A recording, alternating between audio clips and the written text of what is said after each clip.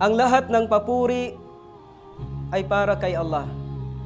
Siya ay ating pinupuri, hinihinga ng tulong, at tayo ay nagpapatnubay o humihingi ng patnubay sa Kanya. At tayo ay nagpapakupkup sa Kanya laban sa kasamaan ng ating mga sarili at kasamaan ng ating mga nagawa. Sino man ang patnubayan ni Allah, siya ang tunay na napatnubayan. At sino man ang hindi niya patnubayan, hindi ito makakatagpo ng magiging tagapagkupkup sa Kanya at tagapaggabay.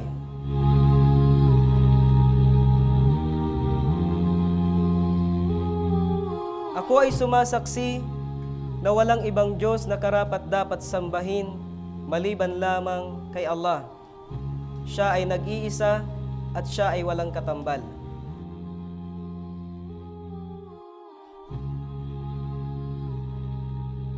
Nagsabi siya sa banal na Quran, "Man amila salihan falinafsih wa man asaa fa'alayha thumma ila rabbikum turja'un."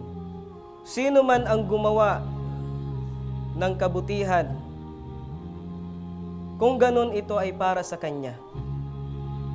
At sino man ang magpakasama, siya lamang ang mananagot nito.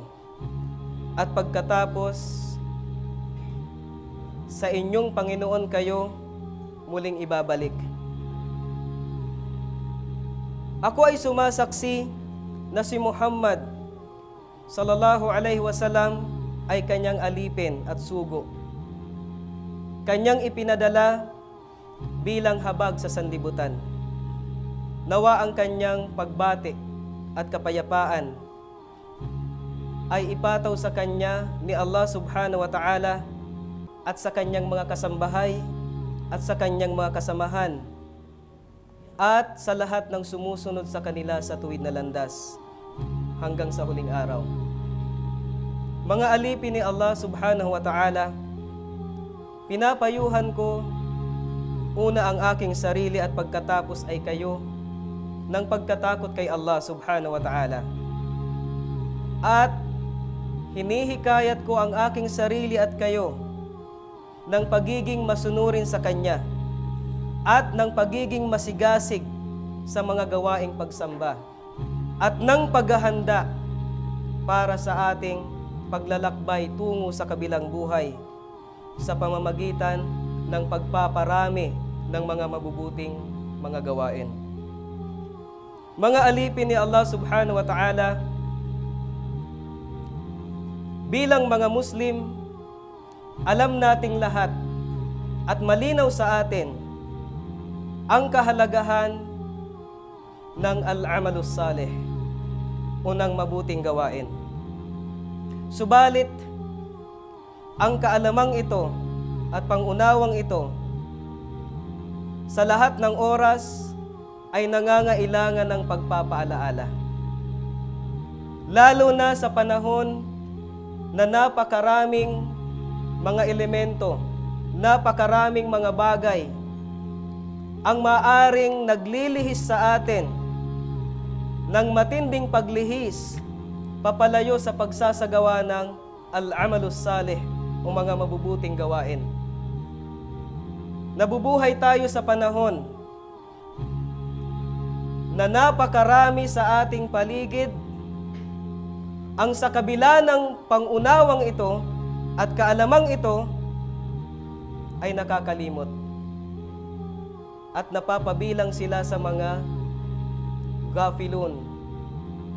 Ibig sabihin ay yung mga taong nalilingat, nawawala ang kanilang atensyon doon sa dapat pinag-uukulan nila ng kanilang mga atensyon.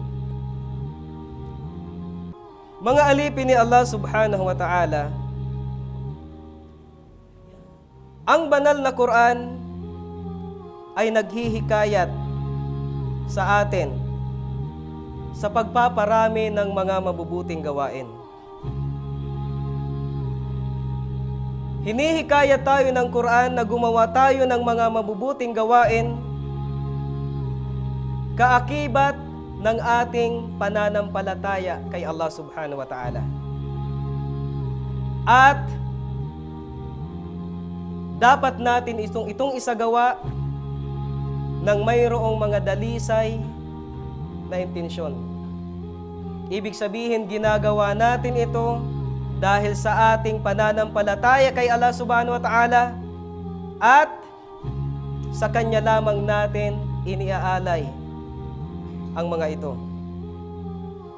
Iyon ay dahil sa ang mabuting gawain, gaano man ito kabuti sa ating paningin at paningin ng iba, ito ay hindi matatanggap maliban na lamang kung nandoon ang dalawang kondisyon na kapag ang isa sa kanila ay nawala, hindi matatanggap ang iyong gawain. Ang una ay ang ikhlas. Kadalisayan ng intensyon. Kailangang ito ay ginagawa mo lamang para kay Allah subhanahu wa ta'ala. Hindi ka naghahangad na purihin ka ng iba dahil iyon ay riya.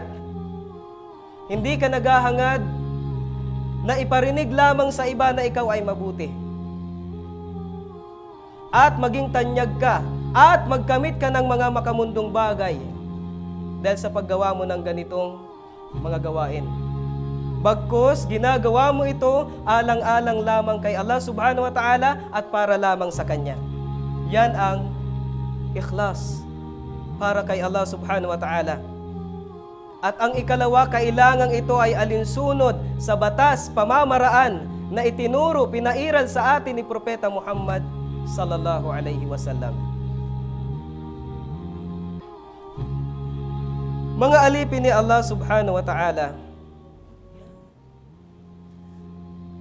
ang al-amalus salih o ang mabuting gawain, yan ang pinakamatamis na bunga ng ating iman, ng ating pananampalataya.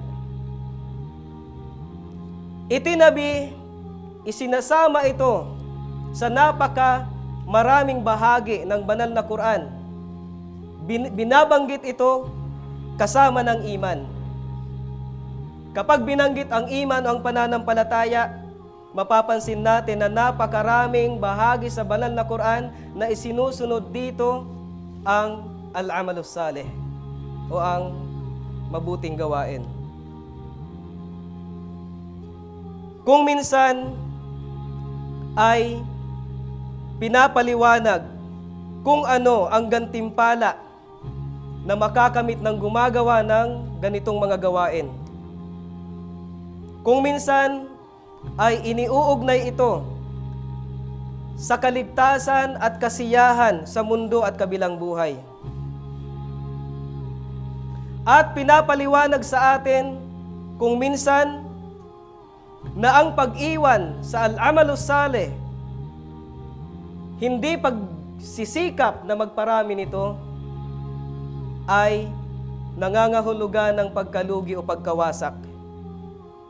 Katulad ng nilinaw sa atin ni Allah subhanahu wa ta'ala sa isang sura o chapter sa banal na Quran, ang Suratul Asr.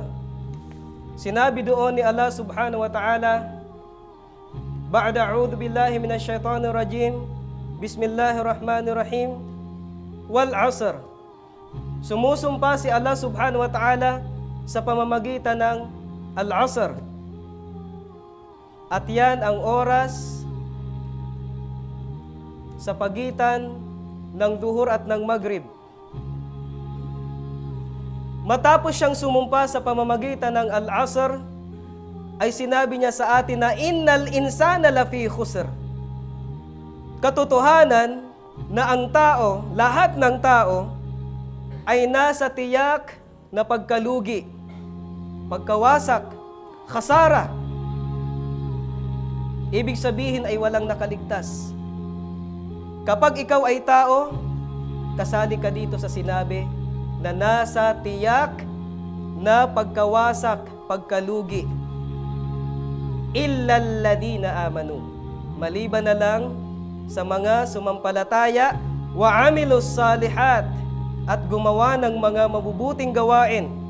Wa tawasaw bil haqqi at nakipagpayuhan ng katotohanan, watawasaw bis sabr, at nakipagpayuhan ng pagtitiis. Dito sa ating binasa ay malinaw na kabilang sa mga katangian ng mga taong hindi sa kanila ipagkakaloob ang khasara o ang pagkalugi, sila yung mga sumampalataya at gumawa ng kabutihan. Hindi nawawala ang al-amalus salih. Mga alipin ni Allah subhanahu wa ta'ala, ang mga mabubuting gawain na pwede nating gawin, mga pagsamba kay Allah subhanahu wa ta'ala, na gusto nating kalugdan niya sa atin, tanggapin niya sa atin, at gawin niyang dahilan upang bumigat ang timbangan ng ating mga mabubuting gawain na sa kabilang buhay ay magiging dahilan upang tayo ay kanyang kaawaan at ang kanyang awa ang dahilan upang tayo ay makapasok sa paraiso. Ang ganitong mga gawain, ang mga mabubuting gawain ay napakamaraming uri. Nandiyan na ang mga gawaing inobliga talaga sa atin ni Allah subhanahu wa ta'ala. At ito na ang pinakakalugod-lugod sa Kanya. At nandyan din ang mga gawain, mga mabubuting gawain na mainam na gawin natin, subalit hindi inobliga. At ang mga ito ay magiging mahalaga doon sa mga taong masigasig sa pag-ipon ng mga mabubuting gawain. Kahit ang mga ordinaryong ginagawa ng mga tao, sila ay kumakain, sila ay natutulog, sila ay nagtatrabaho. Kapag ang mga ito ay ginawa nila at sinabayan nila ng mabuting intensyon para lamang kay Allah subhanahu wa ta'ala, ito rin ay maibibilang sa mga pagsamba, mga mabubuting gawain na maisusulat para sa Kanya. Halimbawa na lamang, kung ikaw ay nagtatrabaho upang hindi ka maging palaasa sa iba at masustentuhan mo ang iyong pamilya, sa ganyang intensyon ang iyong pagtatrabaho ay naging ibada. Kung ikaw ay kumakain, katulad ng itinuro sa atin ni Propeta Muhammad sallallahu alaihi wasallam na pamamaraan ng pagkain, at ang intensyon mo sa iyong pagkain ay upang lumakas ang iyong katawan at magawa mo ng mabuti ang mga ipinapagawa sa iyo ni Allah subhanahu wa ta'ala, yan ay magiging mabuting gawain, ibada. At kung ikaw ay natutulog upang panumbalikin mo ang iyong sigla, na paggising mo ay gagawin mo na naman ang mga kinalulugdan ni Allah subhanahu wa ta'ala, ang pagtulog na yan dahil sa iyong intensyon ay al-amalus salih, mabuting gawain, ibada. Mga alipin ni Allah subhanahu wa ta'ala, kaya nga't nababanggit sa ibang mga hadith ni Propeta Muhammad sallallahu alaihi wasallam na kahit ang pakikipagsiping ng asawa sa kanyang asawa ay maituturing din na al-amalus salih, mabuting gawain, ibada, dahil sa intensyon na gusto mong ibigay sa Kanya ang Kanyang karapatan. At iiwas mo ang iyong sarili sa mga tukso sa labas ng iyong bahay. Mga alipin ni Allah subhanahu wa ta'ala, kung gusto natin na maging masigasig tayo sa ating pag-iipon ng mga mabubuting gawain, kailangang pagsikapan natin na isagawa ang tamang asal o tamang gawain, tamang approach sa ganitong mga gawain. Halimbawa, kung gusto mong magparami ng mga mabubuting gawain at gusto mong maisagawa ito sa pinakamainam na pamamaraan, kailangan mo ang al-musara'a ilayha. Ibig sabihin, yung nakikipagpaligsahan ka, nakikipag-unahan ka sa pagsasagawa ng mga yan. Dahil yan ang gusto sa atin ni Allah subhanahu wa ta'ala na malinaw sa banal na Quran. Sinabi ni Allah subhanahu wa ta'ala sa kanyang banal na Quran Ba'da a'udhu billahi minasyaitanir rajim. Wasari'u ila magfiratin min rabbikum wa jannatin 'arduha as-samawati wal 'ard. U'iddat lil muttaqin. Ibig sabihin, at kayo ay magunahan, magpaligsahan kayo patungo sa magfira, sa kapatawaran mula sa inyong Panginoon. At sa paraiso na ang kanyang lawak ay ang mga kalangitan at kalupaan na inihanda para sa mga may pagkatakot kay Allah subhanahu wa ta'ala. Anong sinabi sa atin? Sari'u, magpaligsahan kayo. Kahit katulad ng paulit-ulit namin na sinasabi, halimbawa, ikaw ay nasa unahan na ng linya sa sala, tapos ibibigay mo sa iba, atras ka para ibigay sa iba, hindi yan ang pinapagawa sa atin. Dahil kapag usapin na tungkol sa kabilang buhay, wala nang ithar, walang pagpaparaya. Tayo ay mag-uunahan. Subalit sa mga makamundong bagay, tulad ng pagkain, ng kagamitan, sinong mauunang gagamit ng palikuran, pwede tayong magkaroon ng ithar. Ibig sabihin magpaparaya. Subalit sa mga usapin tungkol sa kabilang buhay, sa pagpaparami ng mga baon natin sa kabilang buhay, walang ithar. Walang bigayan. Dahil tayo ay magpapaligsahan patungo dyan. Ganoon din sa isa pang berso ay sinabi ni Allah subhanahu wa ta'ala, Sabiqu ila magfiratin min rabbikum wa jannatin arduha ka ardis samai wal ard. Uiddat lilladina amanu billahi wa rasulih. Ibig sabihin, at kayo ay magpaligsahan patungo sa kapatawaran ng inyong Panginoon. At sa paraiso na ang kanyang lawak ay katulad ng lawak ng kalangitan at kalupaan na inihanda para sa yaong nagsisampalataya kay Allah subhanahu wa ta'ala at sa kanyang sugo. Ganoon din ang tamang gawain kapag tayo ay nag-iipon ng al-amalus salih o mabuting gawain, ay kailangan gawin natin itong tuloy-tuloy at pinagsusumikapan natin. Al-istimraru alayha ma'al-ijtihadi fiha. Huwag mong putulin, ituloy-tuloy mo. Kapag nasimulan mo na gawin mo ng regular na gawain. Hindi yung mag-aayuno ka ng Monday at Thursday. Tapos, hindi mo na tinuloy. Tinikman mo lang. Kung gusto mong mas marami kang makuha, kailangang ituloy-tuloy mo ito at pagsumikapan mo na hindi maputol sa iyong gawain. Alam naman natin na kapag tinuloy-tuloy mo o naging gawain mo na ang isang ibada, kapag isang araw hindi mo ito ginawa dahil mayroon kang dahilan, nagkasakit ka, isusulat pa rin sa iyo ang gantimpala nun. Yan ang magiging reward ng mga taong nakasanayan na nila, ginawa na nilang regular ang mabuting gawain. Sabi ni Allah subhanahu wa ta'ala sa kanyang banal na Quran, Fastaqim kama umirt, wa man taba ma'ak, wala tatgaw innahu bima ta'maluna basir. Ibig sabihin, at ikaw ay magpakatuwid, O Muhammad, katulad ng ipinag-utos sa iyo at sa mga humingi ng tawad kasama mo. Wala tatgaw, at huwag kayong magmalabis. Katotohanan siya, si Allah subhanahu wa ta'ala, ay nababatid niya o nakikita niya ang inyong mga ginagawa. Kaya't inuutusan tayo na tayo ay magsagawa ng istiqama. Alam naman natin ang istiqama, ang pagpapakatuwid at ang pagsusumikap na manatili tayo sa ganyang kalagayan. Yan ang istiqama.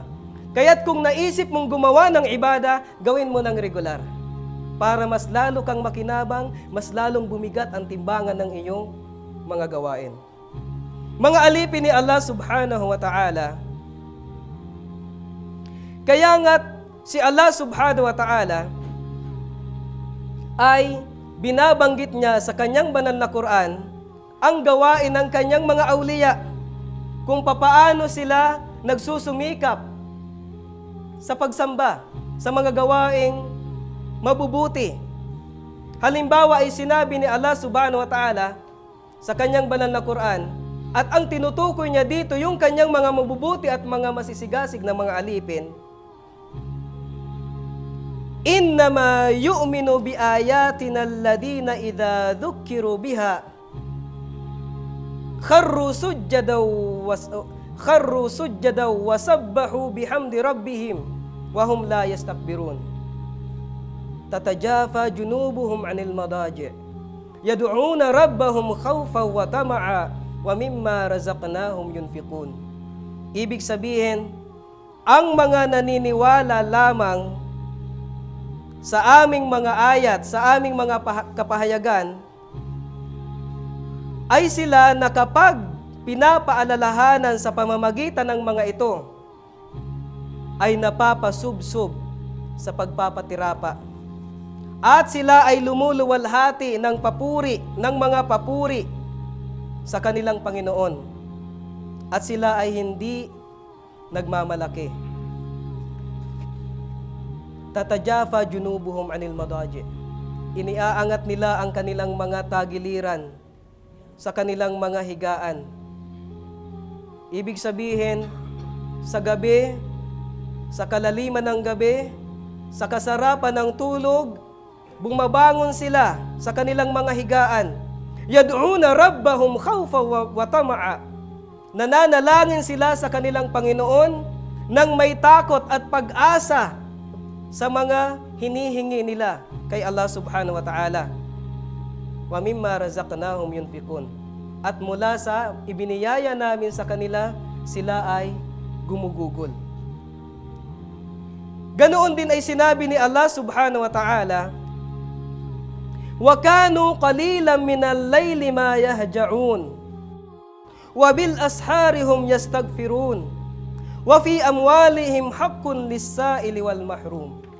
Ibig sabihin, sila ay kaunti lamang sa gabi kung magsipaghiga, kung magsipagtulog. At sa ashar, ibig sabihin ay sa oras ng madaling araw, sa dulo ng gabi, hum yastaghfirun, sila ay humihingi ng tawad kay Allah subhanahu wa ta'ala. At sa kanilang mga kayamanan ay mayroong karapatan na ibinabahagi nila sa mga humihingi at sa mga kapuspalad. Yan ang mga mabubuting tao, awliya ni Allah subhanahu wa ta'ala, mga nasa panig ni Allah subhanahu wa ta'ala. Binabanggit niya sa atin kung ano ang kanilang mga ginagawa. Hindi ba't sila ay nagsusumikap na magparami ng mga mabubuting gawain at kinakalaban nila ang kanilang mga pagnanasa kahit umabot pa sa punto na ang napakamasarap na pagtulog na inaasam-asam ng bawat isa sa atin ay sinasakripisyo nila, ginagawa nilang kaunti makapagsagawa lamang ng mabuting gawain, pagsamba kay Allah subhanahu wa ta'ala. At ganoon din, kailangan kung gusto nating magparami at magsagawa ng mga mabubuting gawain, kailangang umasa tayo na ito ay tatanggapin ni Allah subhanahu wa ta'ala. Gayo na mayroong takot sa ating mga puso. Na ano? Mayroong takot sa ating mga puso na baka ito ay hindi pa sapat. Raja'ul qabul ma'al khawf min adabil qabul. Hinihiling mo kay Allah subhanahu wa ta'ala na ito ay tanggapin. Subalit sa puso mo ay natatakot ka na baka hindi mo ito nagawa ng mabuti, kailangan mo pang dagdagan. Kapag ito ay nararamdaman ng isang alipin, ang ganitong pakiramdam ay hindi magbibigay sa kanya ng al-ujub o paghanga sa kanyang sarili. Bagkus ay magsusumikap siya na pabutihin at pabutihin at pabutihin pa ang kanyang iba na nagagawin. Pagsamba na gagawin. Dahil palagi niyang nararamdaman na baka ito ay hindi pa sapat. Sabi ni Allah subhanahu wa ta'ala sa kanyang banal na Quran, وَالَّذِينَ يُؤْتُونَ مَا آتَوْا وَقُلُوبُهُمْ وَجِلَةٌ. At sila na isinasagawa nila ang kanilang mga gawain, subalit ang kanilang mga puso ay natatakot. Makikita natin ang isang hadith ni Aisha radhiyallahu anha tungkol sa aya na ito, na tinanong niya si Propeta Muhammad sallallahu alaihi wasallam, "Ya Rasulallah, yan bang tinutukoy sa aya na yan, na ginagawa nila yung kanilang mga gawain, subalit ang kanilang mga puso ay may takot? Sila ba yung mga tao na gumagawa ng masasama at natatakot sila sa parusa?" Sabi ni Propeta Muhammad sallallahu alaihi wasallam, hindi. Yung meaning ng hadith, sila yung mga tao na gumagawa ng mabuting gawain, subalit natatakot sila na baka hindi pa sapat, kaya't hindi tatanggapin.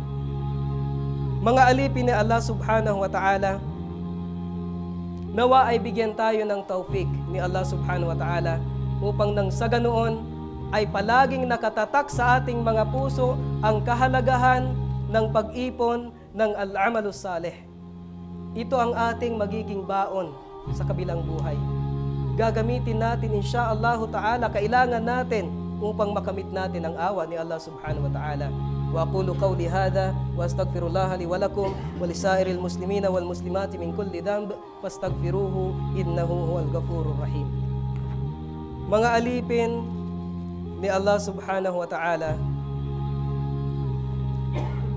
ang mga mabubuting gawain ay walang ibang maidudulot sa atin maliban na lamang sa kabutihan.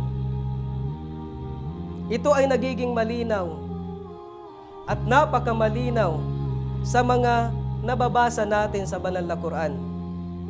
Binabanggit ang isang gawain at sinasabi kung ano ang makakamit natin kapag sinagawa natin ang mga ito. Halimbawa, ay sinabi ni Allah subhanahu wa ta'ala sa kanyang banal na Quran, "Utlu ma uhiya ilayka minal kitab." Bigkasin mo ang ipinahayag sa iyo na bahagi ng aklat. "Wa aqimis salata." At itayo mo ang pagsasala, ang dasal. "Inna salata tanha anil fahsya'i wal munkar." Katotohanang ang sala ay nagbabawal sa mga gawaing malalaswa at mga masasama. "Wala dhikrullahi akbar wallahu ya'lamu ma tasna'un." At ang pag-alaala kay Allah subhanahu wa ta'ala, yan ang pinakadakilang gawain. Tunay na si Allah ay nalalaman niya kung ano ang inyong mga ginagawa. Dito ay binanggit ang pag-utos sa atin ng sala, isa sa pinakamahalaga o bagkus ay pinakamatataas na mga gawaing pagsamba. Pinakamahalaga sa ating al-a'mal as-salihah, ang sala.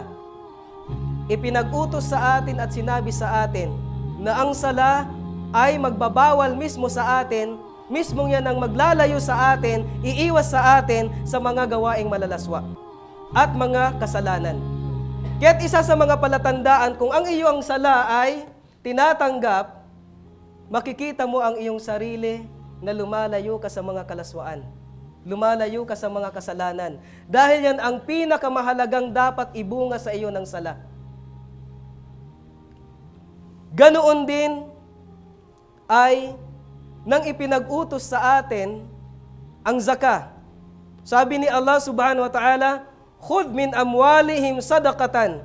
Kumuha ka mula sa kanilang mga kayamanan ng para sa kawang gawa. "Tutahhiruhum wa tuzakkihim biha." Na nililinis mo sila at pinapadalisay mo sila sa pamamagitan niyan. Ipinag-utos sa atin ang sadaka at sa pamamagitan niyan ay nililinis tayo at pinapadalisay tayo. "Wasalli alaihim inna salataka sakanun lahum wallahu sami'un alim." At ipanalangin mo sila. Tunay na ang iyong panalangin ay kapanatagan para sa kanila. At si Allah ay pinaka nakakarinig at nakakaalam sa lahat ng bagay. Mga alipin ni Allah subhanahu wa ta'ala,